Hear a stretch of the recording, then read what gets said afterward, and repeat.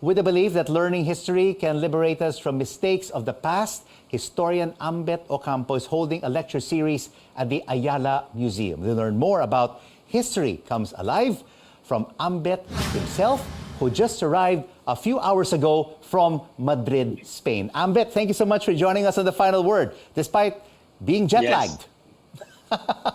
Thanks a lot. Yeah, I look very haggard. So, Ambeth, you were in Madrid for a couple of weeks. Any new information about our history, about Jose Rizal, information that you did not know before that you're willing to reveal to us tonight? No, actually, it was just a week. We were there to commemorate the 75th year of the establishment of Philippine-Spanish relations. And while I was there, I only had a few days to walk around. But this trip was interesting because it showed me, when we go to school, kasi we often learn about what foreign cultures brought to the Philippines, but it's not what we have given to other countries. And so when I was there, I went to some strange, if you follow my social media pages, my first post was to post a picture of myself in the metro station Legazpi, and to say this is not in Bicol, this is in Madrid. Or to pose in front of the Rizal Monument and say this is not Luneta, this is Madrid. But more importantly, I found out recently, I wrote because of the recent typhoon, I wrote about a barometer that was created by the Jesuits, and it would tell you when a bagyo was coming, whether it was far, near, strong, or destructive. And people asked me, is bagyo the Spanish word for a storm? And I said, no, I think it's a Philippine word. And they said, did the city of Baguio get its name from the word storm? And I didn't know the answer. And a few days later, one of the philologists in Spain actually sent a very long article about Baguio, how it was used in the 17th century, and how the word Baguio, together with so many other words, have officially been accepted into the Spanish language. It's like, when American says he went amok, or you're in the boondocks. The Americans don't know those words came from the Philippines. So it's nice to turn things around and look at what we have brought to other places. And so Baguio, that was my reflection. And Baguio something I have to look into. And Baguio spelled B-A-G-U-I-O, not B-A-G-Y-O. But in the barometer, it's spelled B-A-G-U-I-O. So quite interesting. And earlier in the show, you were talking about the weather, and it was my big question. Almost everyone before the war had this Faura barometer in their homes because they did not have online weather. But this told you whether a storm was coming or a storm was already above you. And it makes me wonder why this thing fell out of fashion, or how people who experience so many typhoons. As a historian, you wonder, we experience so many typhoons in a year, and then we are not prepared whenever a calamity strikes. So, and if you look through history, you mentioned that, you did your research, that there is a listing of all the typhoons from the 16th century to the 19th century. But what was more important in the Manila Observatory, which was run by the Jesuits, they actually talked about Tacloban being destroyed by a typhoon, in the early 1900s. So when you think about it, Yolanda was not new. They had only repeated it because we did not learn from the typhoon a century earlier. And one of the recommendations was, you should not build in the areas where a tsunami will strike, or where the storms usually pass.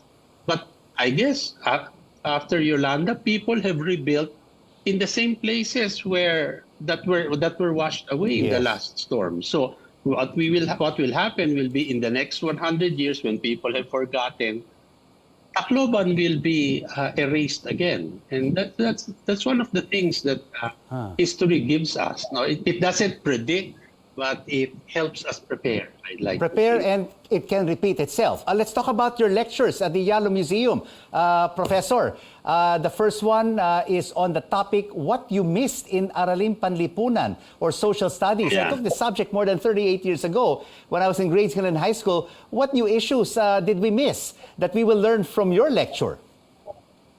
Well, actually, that's a spoiler. No? But basically, what I want to do is to go back to what we learned what I learned in Araling Panlipunan, and what has been updated. I wouldn't actually say it was changed. It's actually updated. Our Araling Panlipunan textbooks are probably 50 years old, and so many things. There's new research that has been coming out. For example, they tell us before that the first man was the Tabon man. No? And then, but if you actually read the archaeological evidence, they weren't even sure if it was a man or a woman. But now we have what is known as the Homo luzonensis. They found a little bone that pushes our history back more than 1,000 years. No, so, I mean, the Ayala Museum lectures have always been meant to draw people into a museum. And this is actually the 12th year that we've been doing this. We were just cut off by the pandemic. No, the last one we had face to face was in 2019. The Ayala Museum was being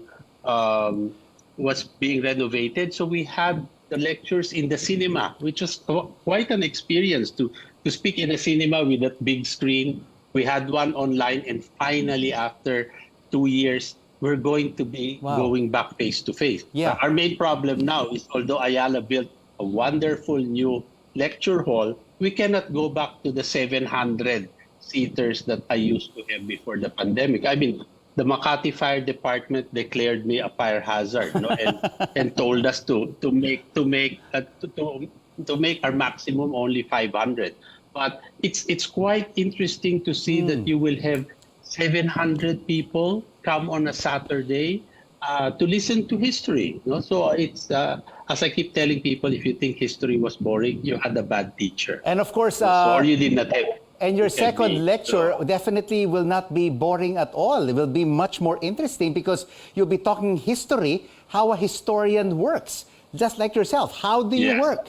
You'll be sharing with us the ins and outs of being a historian. That's the second lecture. People keep asking, kasi, what is your life like? And I mean, public history is not history that is meant for an academic journal. No, I mean, while I teach in a classroom, we have what is now called public history. It's historians who go outside the universities, outside the academy, and speak to a wider audience. No, I mean, I'm getting older na nga, Rico. That's why I don't think I can lecture all the time to packed houses. So now we're thinking of, recording things, going on TikTok, or like before, during the pandemic, I did an Intramuros tour with my students, and I'm a senior citizen. So I said, I cannot go up climbing walls anymore. No, so I was one of my students said, "Sir, why don't you do it on Spotify?" And we can put a QR code. You stand in front of, say, the Spoliarium,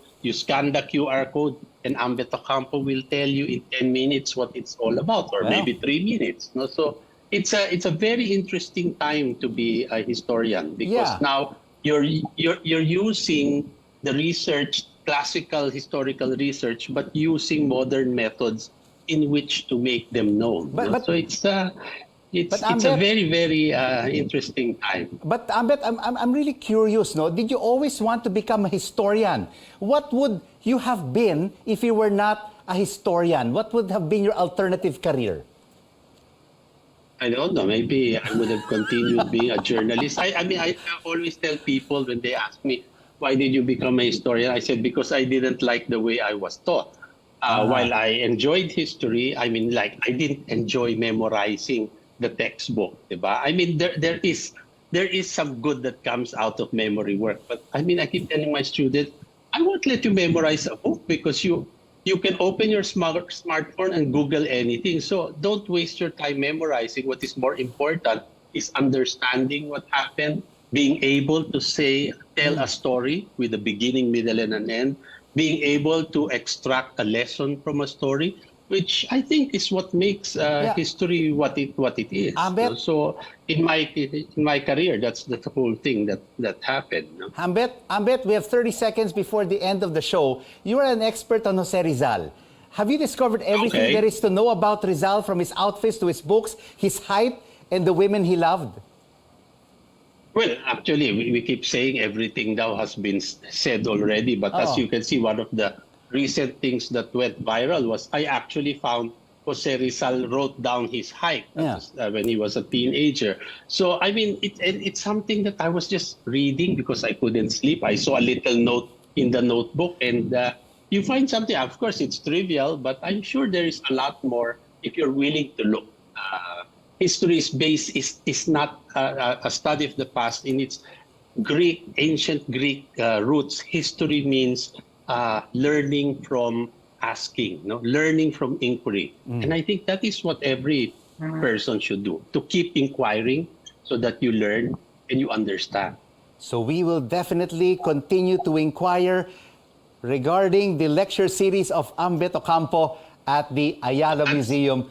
Ambeth, that's thank on you November so much. 12 and November 17, 2 Saturdays, and a book signing at National Bookstore Glorieta on November 13. No, I mean, the lectures are funny because the lecture's only 40 minutes, but the book signing is 3 hours. So it shows how things have changed. Thank you, Ambeth. Thank Hope you to see for you at the having me, lecture Rico. series. Ambeth Ocampo.